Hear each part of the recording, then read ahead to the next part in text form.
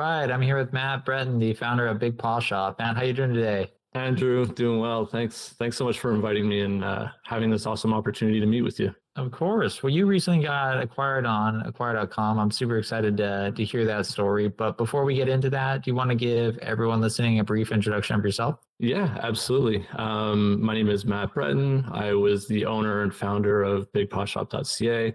Bootstrapped it from a 9 to 5. It was, it's a fun story. We'll get into that in a second. But I'm an e-commerce professional through and through. It's what I do in my day job as well. And yeah. All right. BigPawShop. What did it do? How'd you get the idea? I'm going to take a wild guess. And you served something with dogs. Good guess. Good guess. In 2017, I was working a corporate job that I was not really fond of. Felt like I was just not being pushed creatively. It was a very sales-driven type job. Boots on the ground, knocking doors, quoting. Doing all that. I also didn't own anything. I didn't own a home. I didn't own, my car. It was leased. So I was like, you know what? I'm kind of tired of this path that I'm on. It was 2017. And so Shopify was really starting to pick up. A lot of people were starting to do drop shipping and look at different business models, and dogs and, a dog niche fit really well for me because I had 2 dogs that I loved. They were a big part of my daily life. And, I was thinking of business ideas. And one thing that came to mind was that every dog store that you go to in Canada, maybe in the US as well, but a lot of the brick and mortar stores have the same products. It's always, I don't want to necessarily call out names in a bad way here, but you do see like Kong a lot, Chuck It. It's just the same brands over and over. And so I was inspired by some really niche dog products that we found on Etsy, that we saw out in Europe, in Sweden, and different places of the world. What kind of products were they specifically? So BigPawShop, when we first started, our goal was to bring an abundant amount of products to Canadians that were incredibly unique. And that's really what we wanted to focus on, almost like the Chewy of Canada, because they're not here. They weren't at the time. So we had ambitious goals to have a really wide assortment, and we focused on dropship a lot at first. And if the product was unique enough, we would stock it. What ended up happening, though, was the store was getting traction. I think I made my first sale within a couple of days, which was pretty cool. But what we noticed was that the repeat customer rate was pretty low. And, that was just kind of the nature of the business, and learning how to, run an e-commerce site and, how do you attract them to come back. But one day, a very odd turn of events, a woman reached out to me and she tried to onboard onto my site. And she was like, hey, I sell dog collars. I would love to list my products on your website. I love the way it looks and all that. So I said, okay, perfect, let's do this. But meanwhile, in the background, I was like, I'm never going to sell this lady's collars. I'm not doing enough business to do like official onboardings. But as soon as we launched those products, they really started taking off. It was a very unique business model. But customers loved it and they kept coming back, and the repeat customer rate was there, and it was really engaging with our audience. And so what we did is we remodeled the entire store, and we had like a more, I want to call it like a more aggressive look, I guess. When we first started, the logo was red, and it had some more raw features to it. And when we decided to do a rebrand, we basically made it a children's store, but for dogs, going off of that theme of my own dogs. I know that they are like children to people who have families. And so really played up the pastel colors, the purples, and really made the site very easy to shop. Great selection. We had a ton of products, and I can get into how we did that too, but it was just a wide, vast product. And so what we did is we cut out all the stuff that wasn't those dog collars and just really went all in on that one product. That is awesome. I love how it's a good story of just like, if you stay in business long enough, I'm a true believer something good will happen. Like you'll get lucky, you'll figure something out, like you test something and it just works. That's a cool story I've heard all week for sure, all month. Yeah, well, I appreciate that. Thank you. It's super nice to say. But yeah, that would be one piece of advice that I have for people, anybody who's, looking to get into a business or even sell a business. The way that you start a path, and I agree with you, it evolves over time. You might change your strategy, businesses change, it flows, but you have to be willing to make those adjustments. But yeah, we did, and we saw great success from it. 100%. Tell me, how did you market the business? How did you attract customers? I'm honestly not a big e-commerce expert like yourself. Like, what are the common paths? Did you follow those? Did you do anything, unique or different? Yeah. So, we started in 2017. Really, we're trying to figure out what our brand meant to us and, what resonated with consumers, kind of figure that out in late 2018, 2019. And actually, if you're curious, I have a funny anecdote later, but we were trying a lot of different stuff and got the store shut down by accident, which I can go into if you're curious. But, Sure. but going back to the marketing, it was a lot of word of mouth. We found that the repeat customer rate on our products was really high, because what ended up happening was our products were geared towards the personalities of pets. So it wasn't just selling like a black dog collar or a blue dog collar. They had specific text on it, graphics, just a funny one that I loved for my dog. My dog was part of this business. He's always been the model. We had a collar for him that said branch manager. Nice. And so it was a lot of word of mouth. We saw our collars out in the wild. My wife was always she wasn't my wife at the time, but she'd be like, oh my God, like that's my husband's like brand, very cool. Where'd you get it? And they were over the moon about the product. And so it was a lot of word of mouth. In the early days of Facebook ads, again, it's evolved very quickly during COVID, but in the early days, we did a lot of Facebook ads. We learned how to do that, Google advertising, Google Shop. Then eventually we did PMax campaigns and things like that. But most of the revenue came from word of mouth. That's amazing. Tell me about the price point for these collars. Was it a high price point?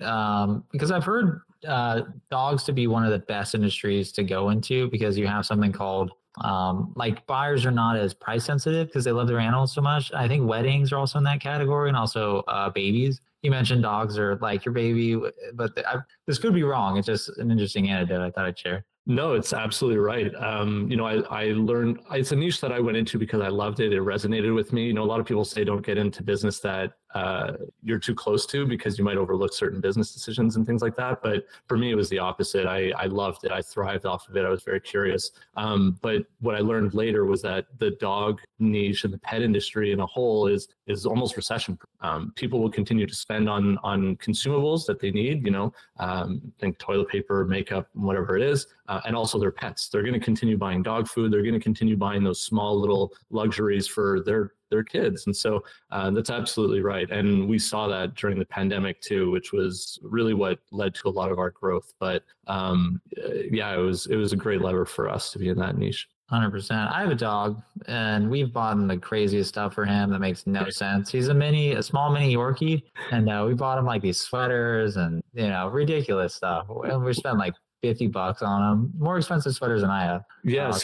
Sorry, I kind of blew past your question about the price points. Our products were not entry level priced. You could go to the dog store, like I was mentioning before, pick up a basic dog collar for, I don't know, $8-10 here in Canada. In the US, maybe even a little bit less.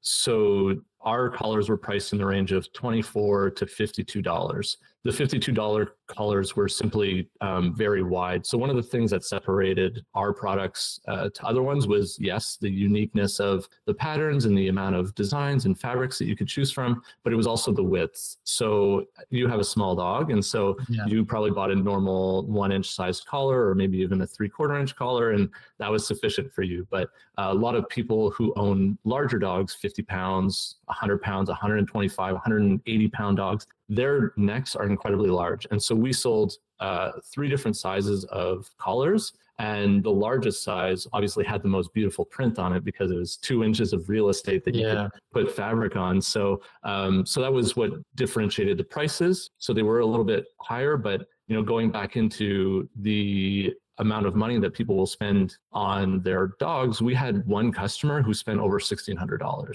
over the lifetime with us on dog collars. Man. I believe it. I 100% for just one item too. I bet that person's like total dog bill is like 20,000, 30,000 at least. Yeah. Maybe we own most of the market share of her wallet. I don't know, but she did buy a lot from us. Gosh, tell me this: what are some common mistakes that e-commerce stores make? Is it wrong products? Is it wrong marketing channels? Like, what are some common things that you see with e-commerce founders getting wrong? Yeah, that's a big question to ask. That's a good one. Put me on the spot.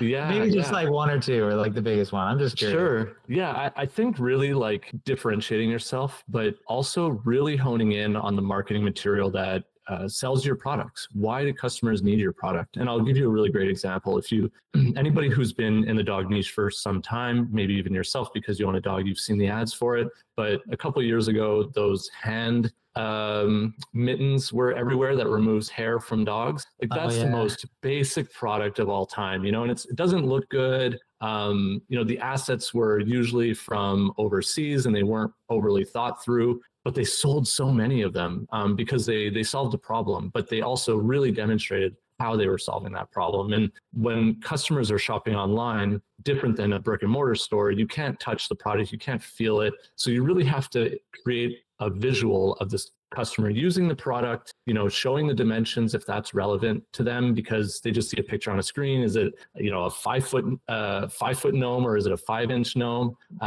You know, really showing customers why they need the product and really doing a really great vision board of, you know, how this fills their life. That's awesome. So the business is doing well. You clearly have a ton of happy customers. It's growing extremely fast. What made you ultimately decide to sell the business? Yeah, there was a couple different factors that came into it. You know, I would say the primary one was that I had a child in 2022. That was a little bit eye-opening for me. It was the first time I had a child, so I taking on that task was a lot. And I also really wanted to be involved in my son's life.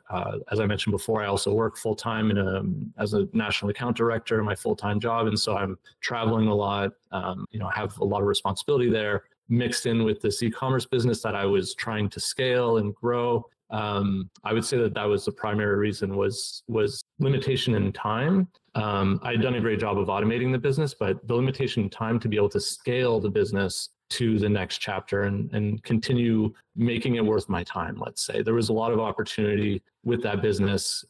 We'd slowed down the marketing side of it and really relied on word of mouth. And I felt that I was doing a disservice to the baby that I created, it being the business, not my actual child. Yeah. So I ultimately made the decision to sell. Makes a ton of sense. And I think it's a great decision too, because you're essentially getting paid cash and then also time back, your life back, you know, to focus on different things. Yeah, and we had a team working with us as well. You know, we had customer service reps, VAs, a seamstress, who all had responsibilities, and you know, we were contributing to their livelihoods. And you know, the sales were very strong for a couple of years. You know, they blew my expectations out of the water. I was always impressed with, you know, the amounts that we were doing, and you know, watching me slowly stepping away and backing away from the business. It was always in the back of my mind. It killed me. I hated that, and so, you know, that's really the decision for it. That's incredible self-awareness. You know, if you can build a business and then sell it to someone who can, you know, breathe new energy into the business and take it a bit farther than maybe you were able to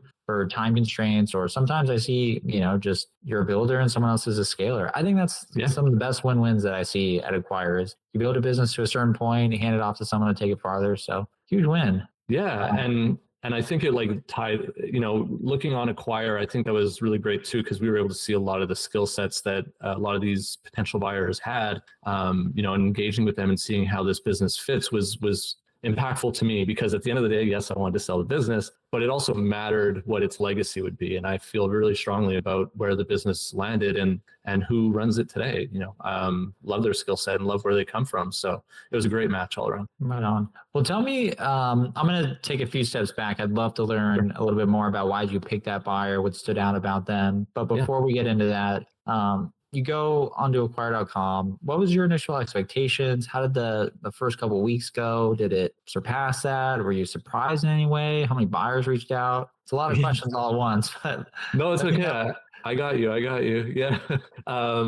You know, well, I guess before I get into the Acquire piece, I think it's important to take a step back, because when I was originally trying to start the business, I know a fellow entrepreneur, and they put me in touch with a couple different brokers outside of Acquire. And I tried to meet with them, and, you know, it was just like, it was really rough going. Like, I really had a poor experience trying to work with somebody to sell my business, and I didn't really know how to do it. I'd never done it before, and it just kind of left me feeling a little bit sour. And so, you know, I did some online research, came across acquire.com, was optimistic, I would say. You know, I thought, you know, we were talking earlier about really telling the story that you have to offer, and it resonated with me. And so I listed the website up for sale. I don't remember all the initial pieces. I know that, you know, acquire stepped in a lot more than I had envisioned that they would. I thought it would be very self-run. That wasn't the case.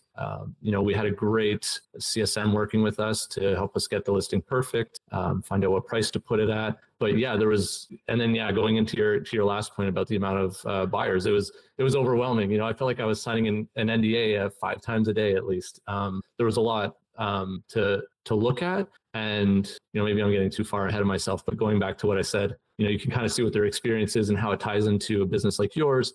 You could also take a look at what they do and look them up on LinkedIn and make sure that you think that they're a viable fit for your business. I love that. Tell me about, let's step forward now. Tell me about the buyer that you ended up selling the business to. Was there something that stood out about them? Were they e-commerce background? Did you just get along with them? Was it the best offer? Was it a mix of some of those? It was, a mix of all of it. So I met with a lot of different buyers who had varying degrees of opportunity to present something to the table in regards to an offer. And when I met the gentleman who ultimately purchased the business, we hit it off right away. It was like we were talking as if we were friends. So that helped a lot. What I particularly liked about his background, though, was that he was a EVP at a PE firm that's quite large. And so I felt like, if he's engaging with me, he's seen my P&L, he's seen, I had a robust amount of data that I shared with the potential buyers. And, I was like, if he likes it, he knows what he's doing. He has the background in acquisition, M&A and all that. And so I figured if, he was interested, he's somebody who's actually interested. And so we got along great. He really enjoyed the way that we were able to handle our data room, the insane amounts of data that we provided, the decks that we submitted. We really came very well equipped. We were very serious to sell the business. And so I think he appreciated that as well. And, he jived with us, and it was a great match all around. And he felt very comfortable with working with. There's so many things about what you just said that I absolutely love. The first is just, the importance of just getting along with the buyer. It's massive, because you have to work with that person to some degree. You have to transfer the business over. Usually you're going to be working with them for at least, a couple hours a week, or, you're going to want them to carry on what you built. And so just vibing with them can go such long ways. And you also just build trust when, you each just align on values or how you see the business moving forward. So I'm glad you just kind of kicked it off with that buyer and it went well. The second part that you said that I think is amazing was just the amount of preparation you did with the P&L and the decks that you put together and the data room. There is just so much value in doing that for buyers. And another piece of value is when you start meeting with buyers, it becomes very obvious which buyers are prepared and they've done their homework. And that should really separate, serious buyers from non-serious buyers. So great job there.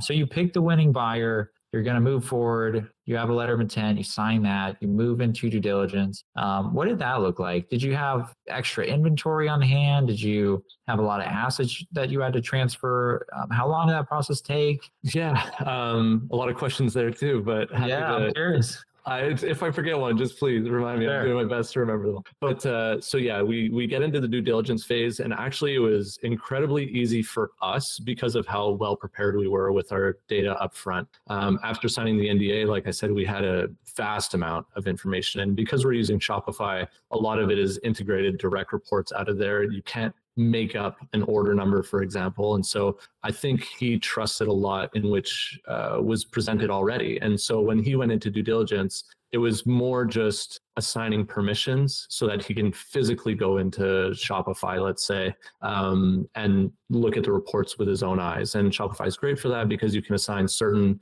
permissions so that they can't go in and, let's say, change all the prices of your products or change your passwords or whatever. So, so he was able to go in and take a look at the reporting and give him permission for that. And he was satisfied with everything he saw. And so the due diligence phase was, I was prepared for it to be almost grueling, so to speak. I was anticipating that. And just because of how well prepared we were, it was a very easy look over. It took, I want to say 2 weeks, if that, maybe a week and a half, and moved on to next steps. Right on. I think what you just outlined to me is, again, the importance of picking the right buyer. It sounds like he was experienced, he knew what he was doing, and then you were also very prepared up front, which saves a lot of headaches during due diligence. So glad it went smoothly. What did you do when you actually closed? Did you celebrate anything? Did you go buy something awesome? Did you invest the money? Like what was your acquisition day like? Yeah, so we closed the day before or the day after Christmas. I can't remember. It was, but it was very close to Christmas, and he was trying to close out before the end of the year, and so was I for tax purposes. We used escrow.com, closed there, and that was a very seamless thing to do as well. It was very easy, and received the funds that the funds were going to be released, and the weight of relief off of my shoulders, like I did this, I did it, I sold a business. I had no idea how to do it, and worked through all the steps that were clearly outlined, and accomplished it. And I probably had a scotch and sat down and relaxed for a minute and took a breath, and the money came into the bank account and right out into my investments, and I never saw the money. So nope, didn't buy anything fun, but I'm actually enrolling right now to do an MBA. And the reason I can look at advancing my education and career and all of that is thanks to being able to sell my business. So hopefully I get in. That is awesome. Matt, you're a legend. I mean, you built something extremely valuable. You found a buyer and it was acquired. That's something that literally every entrepreneur dreams of doing, but very few actually accomplish. And then you did it around Christmas too. That's awesome. Yeah, it was very exciting. My whole family was invested. My wife's family was invested. Every week they'd be like, "So did you get a new lead, a new buyer? Did you have any calls?" That everybody was really, really ecstatic. It wasn't just for me. It was everybody. Everyone was excited. Even acquire.com was super stoked. Clicking that accept button, getting the confetti. I was like, "Oh, this is the best." Gotta throw some confetti at you. It's love the confetti. Part of what we do. Well, tell me this, Matt. If another entrepreneur is listening to this and you had to give them 3 pieces of advice to successfully get acquired, what do you think those 3 pieces of advice would be? Yeah, believe in what you're selling, right? You might get pushed around on price a little bit, but know what your company is worth. Know that you've put the time in. Don't get overly emotionally attached to it. Do the research, figure out what it's worth, and stand by that if you feel that the price is right. But also don't be afraid to negotiate. Somebody who's very serious about acquiring your business, you have to be a little bit flexible, and it's not always on price. It could be on assets and inventory and other things, but be firm, be flexible where you think it makes sense. And then the other piece of advice that I have is, stick with it. It took me a long time. Andrew, I knew through listening to your old videos that it took you a long time to sell your business. So that video gave me a lot of hope. I didn't feel like I was behind, because it can get discouraging. Don't get discouraged. Stick with it. Continue to motivate your potential buyers with new data. We went viral one time, and so we created a new pitch deck and sent it out to all the potential buyers and told them what was happening and where we were ranking in SEO. Keep them up to date. Give them updates. Continue working on the business. Keep it valuable. I guess those are the 2 biggest things. That is massive advice, especially the second part, where updating buyers with additional pieces of information, continuing to get them excited, because anything you can do to create momentum with buyers with something that went awesome, or a month's numbers that are really good or better than expected, literally anything but a follow-up that just says, "Hey, how you doing? Like, hey, Steve, I'd like to show you something awesome. Let me know if you want to chat." And just do that as much as possible. I've seen it work hundreds of times. Yeah, providing value all the time. You don't need to just say, "Hey," like you said, "what's up?" Provide value. And then, the last one that I just kind of want to reiterate too, but it's a classic quote, but time kills all deals. Like, if you see somebody who's interested in your business, keep them engaged, keep working them, keep massaging it. You gotta keep with it. They're going to be looking at other deals. They might be busy. They might be doing all these kinds of things. You don't want to be annoying, but you want to make sure that you're giving them call to actions to take action by a certain period. Let's get on the phone tomorrow. Are you available next week? Oh, you're on vacation. Okay. When you're back, I'll contact you. We'll set up a new time. Just stay on them. You have to, because everybody's busy. Selling your business is incredibly important to you, but at the end of the day, they're buying something. And so they might be a little distracted. So stay with them. 100%. It's a sales process. I work with so many founders where they think, you list on Acquire, you kind of step back, and if a buyer wants to acquire you bad enough, they'll figure out a way to get a hold of you. But it's couldn't be further from the case. You have to reach out. You have to schedule meetings. You have to, put in the effort and the time and give buyers a reason to want to acquire you. So great advice. Yeah. Well, tell me, Matt, I usually, kind of end this with, what are you doing next? But it sounds like you're getting an MBA. You're going to build another e-commerce empire. What's next for you? Yeah, that's my dream. Continuing to grow my family, spending time with them, doing my MBA, furthering my career. But really what I want to do is at the end of the day, in 5 years from now, I want to start a company that I know how to scale, that I can take to the next level and grow globally. We were a Canadian business, and entrenching ourselves in the US was difficult because we didn't have boots on the ground. I want to scale globally. I want to be one of those big brands. I want you to be like, hey, I know that guy. Yeah.